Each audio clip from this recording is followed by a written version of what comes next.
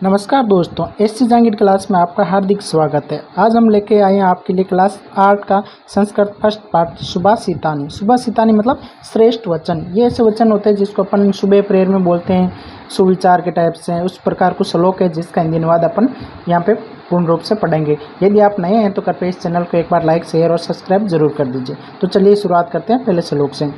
गुणा गुणगेषु गुणा भवन्तु ते निर्गुण प्रापे भवन्तु दोषा सुस्वादु तोया पर भवंती नद समुद्र माँ साद भवंतते पेया। गुणा गुणगेशु यानी गुण, बहुत सारे गुण जो होते हैं गुणवान व्यक्ति के पास रहते हैं तब तक वो गुण कहलाते हैं। ते निर्गुण प्राय भवंतु दोषाते यानी वे क्या गुण, वे गुण यदि निर्गुण व्यक्ति के पास चले जाते हैं तो उनमें दोष आ जाता है, अर्थात विकार आ जाता है, फिर वो उतने गुणी नहीं कहलाते। सुस्वादु तोया पर भवंतु नदे, जैसे पहाड़ों से निकलने वाली नदियों का पानी मीठा और पीने वाला होता है, लेकिन समुद्र मासादे भवंत तो पेया, लेकिन समुद्र में मिलने के बाद वो पीने योग्य नहीं रहता। इस प्रकार इसका अनुवाद अपन एक बार स्क्रीनशॉट लेकर के लिख सकते हैं।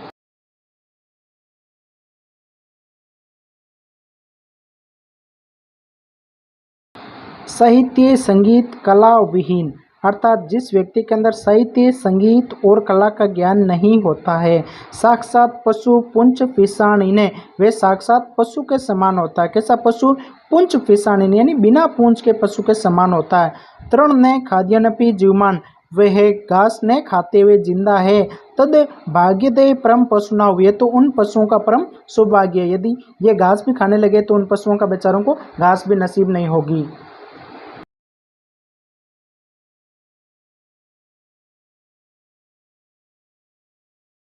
लुब्धस्य नश्यति यसे पिशुन मैत्री। लुब्ध से कहते हैं किसको? लोभी व्यक्ति को। और पिशुन से कहते हैं चुगली करने वाले को। लोभी व्यक्ति होते हैं ना, उसका क्या नष्ट हो जाता है? लोभी व्यक्ति की प्रसिद्धि नष्ट हो जाती है और चुगली करने वाले की मित्रता नष्ट हो जाती है। फिर कहते हैं नष्ट किरे कुल धर्म परस्पर नष्ट, या आलसी व्यक्ति होता है उसका कुल या परिवार नष्ट हो जाता है। और धन के प्रति स्वार्थी व्यक्ति होता है उसका क्या होता है? लोभी व्यक्ति का धर्म नष्ट हो जाता है। विदा फल व्यसनी कर्पण से शोक से, किसकी बात करते हैं? उसके बाद बुरी लत वाले जो व्यक्ति होते हैं, जो ज्ञान का उसका ज्ञान नष्ट हो जाता है। और कंजूस व्यक्ति होते हैं उसका सुख नष्ट हो जाता है। राज्य प्रत मिचस्य निराधिपति, कंजूस के सभी सुख नष्ट हो जाते हैं। और सत्ता का पद के अभिव्यक्ति एवं आलसी व्यक्ति जो होते हैं, अर्थात जिस राजा के मंत्री जो हो सकते हैं, राज्य के जो काम करने वाले होते हैं, वो यदि आलसी होते हैं तो उसका क्या होता है? संपूर्ण राज्य वो नष्ट हो जाता है।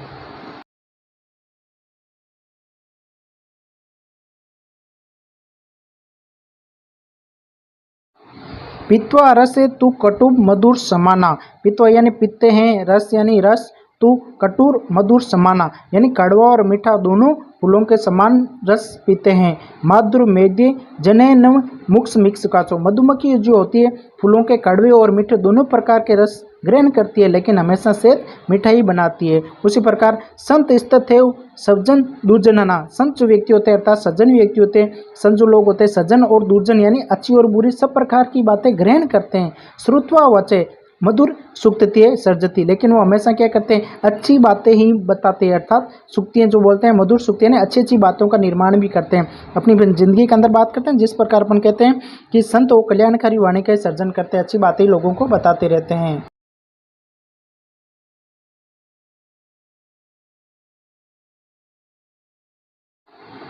विहाय पुरुष यो ही देवमा लंबवते प्रसाद से तसे मूर्ति तिष्ठति वायसा, अर्थात जो व्यक्ति अपने परिश्रम को छोड़ करके अर्थात आलसी बन करके केवल भाग्य के भरोसे बैठा रहता है ना, वो किस प्रकार को हो जाता है? वे व्यक्ति महलों पर बनी शेर की मूर्ति के समान रहता है, जिस पर कोएबिंट करते रहते हैं, अर्थात उसका मूल्य वो खत्म हो जाता है। पुष्प पुष्प पत्र फल यच्छा या मूल कल्बे दारूबी धन्य महिरूप ऐसा विमुख यान्ति नारबिन। ये वृक्ष के बारे में बताया गया है कि ये वृक्ष ही होते हैं जो फूल पत्ते फल छाया जड़ छाल लकड़ी से युक्त होते हैं, और इनके पास जो कुछ भी होता है वे सारे का सारा दूसरे लोगों को देने के लिए हमेशा यातायात रहते हैं, या मतलब उसको लगे रहते हैं कि भाई मैं अपने हमेशा किसी को दूरूँ। धन्य महसूद किसको बोलते हैं? दान देने को तैयार रहते हैं। वे अपने पास आने वाले किसी भी याचक को कभी खाली हाथ नहीं लौटाते, अर्थात तो पेड़ के पास जो भी व्यक्ति जाता है उसको कुछ न कुछ प्राप्त जरूर होता है। होता है, उसी प्रकार सज्जन या सच्चे व्यक्ति होते हैं, उसके पास हम बैठते हैं तो कुछ न कुछ अपन को जरूर प्राप्ति होता है। चिंतनीय ही विपदाम आदावयव प्रतिक्रिया न कूप खनन युक्ते प्रदीप्ते वही ना करे कि चिंतना ही विपदा यानी विपदा आने से पहले ही हमें उसके बारे में सोच लेना चाहिए। अदेवत प्रतिक्रिया यानी उसके बारे में पहले सोच लेना चाहिए। जब हमारे पास कोई मुसीबत आ रही होती है उससे पहले हमें उसका समाधान करके रखना चाहिए। न कूप खनन युक्त है यानी नहीं, कूप यानी कुआं, खनन यानी खोज सकते, प्रदीप्ते वही नहीं गरे, घर में आग लगने के बाद हम कुआं नहीं खोज सकते। इसी प्रकार हमें कोई भी समस्या आती है तो उससे पहले उसका समाधान रखना चाहिए। ऐसा नहीं है कि घर में आग लगने के बाद हम कुआं खोदने की कोशिश करें तो फिर वो अर्थहीन हो जाता है।